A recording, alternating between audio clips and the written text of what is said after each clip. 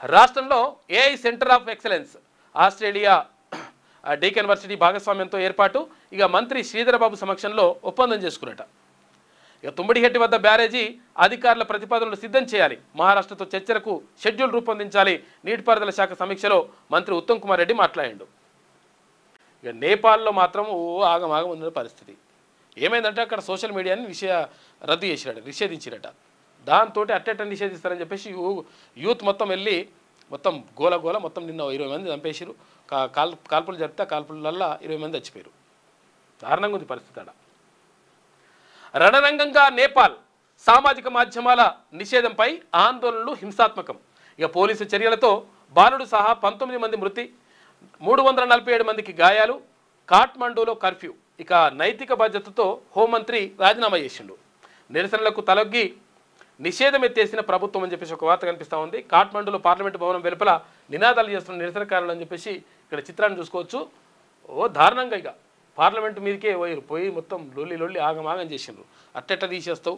కొంతమంది యూట్యూబర్లు, కొంతమంది రకరకాలుగా ఇక్కడ ఏదైతే సోషల్ మీడియా ఉందో సోషల్ మీడియా పోస్టులు పెడితే మీకేమవుతున్నాడు ఆయన?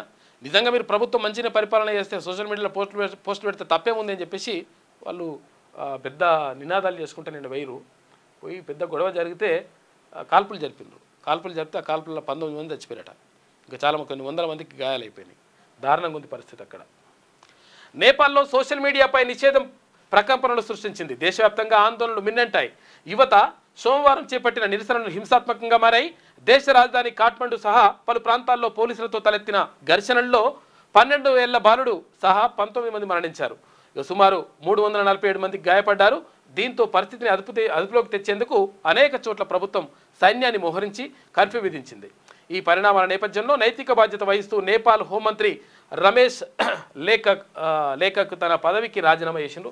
నేపాల్ రమేష్ లేఖక్ అని పేరు మనోళ్ళ పేరు లెక్క ఎందుకు అనిపిస్తుందంటే నేపాల్ మొత్తం పూర్తిగా హిందూ దేశం. అది నేపాల్ దేశం పూర్తిగా హిందూ దేశం.